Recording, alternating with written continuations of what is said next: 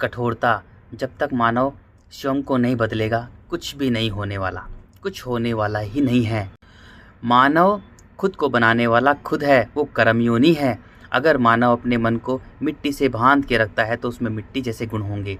और मिट्टी क्रूर हो रही है, निर्दयी हो रही है, अहंकार से भरी हुई है, क्रूरता पे उतारू हो रही है। मिट्टी का काम है पूरी सभ्यता का ही सर्वनाश करना, कण कण में बिखेर कर। जब मानव में मिट्टी के गुण होंगे तो धीरे धीरे मानव भी क्रूर होता रहेगा।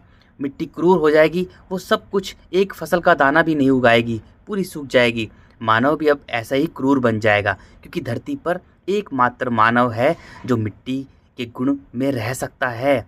और कोई भी जीव जंतु पशु पक्षी नहीं है, क्योंकि उनमें मिट्टी के बहुत कम गुण हैं और जल के ज़्यादा गुण हैं। जैसे धरती पर जल ज़्यादा है, मिट्टी कम है, ऐसे ही उनकी संरचना बनी हुई है। पेड़ पौधे तो जल के ही पात्र हैं। मानव को सृष्टिकर्ता ने अंधा कीड़ा बना दिया। अगर वह स्वयं को मिट्टी में रखेगा तो उसका जीवन एकदम मिट्टी के अंधे कीड़े के समान होगा। जैसे वो अंधा कीड़ा मिट्टी खाते खाते, मांस खाते खाते मिट्टी में ही मिल जाता है, ऐसे ही मानव बन जाएगा।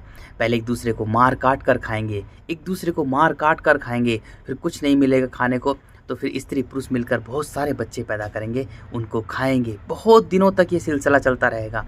फिर अंत में मिट्टी उल्ट पुल्ट होकर जो बचे कुचे मानव है उनको अंदर ले जाएगी, जल में डूब जाएगी, उन्हें अंधा कीड़ा बना देगी।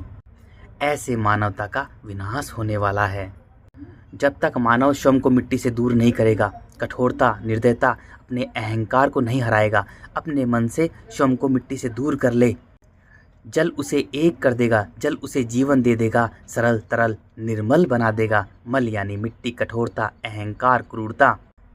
अब जैसे ही मनुष्य जल में आ जाता है उसका अहंकार बुझ जाता है, वो सरल तरल निर्मल हो जाता है। जल उसे सूर्य के पास भेज देता है, सूर्य उसे शुद्ध बन कर देता है, तन और मन में बांट देता है, मन का मालिक बना देता है। सूर्य वायु के पास भेज देता है, वायु मनुष्य को पूरी पृथ्वी बना देती है, क्योंकि वायु पूरी पृथ्वी को समान रूप से घेर के रखती है। अब मानव करुणा समर्पण पूरी पृथ्वी पर रखेगा और प्रेम परमात्मा से करेगा। प्रेम वायु है और परमात्मा अंतरिक्ष, आकाश, वही जिंदा शक्ति है जो सबको प्राण डालती है, बनाती है, मिटाती है, चलाती है, घुमाती है। अब मनुष्य अनंत अखंड अजर अमर हो जाएगा, धरती के जन्म मरण के चक्र से मुक्त हो जाएगा, उसके कानों में ब्रह्मांड की आवाज़ गूंजने लग जाएगी, निष्काम निस्वार्थ कार्य करेगा। जब तक मनुष्य अपने मन का मालिक नहीं बनेगा, कुछ नहीं होने वाला।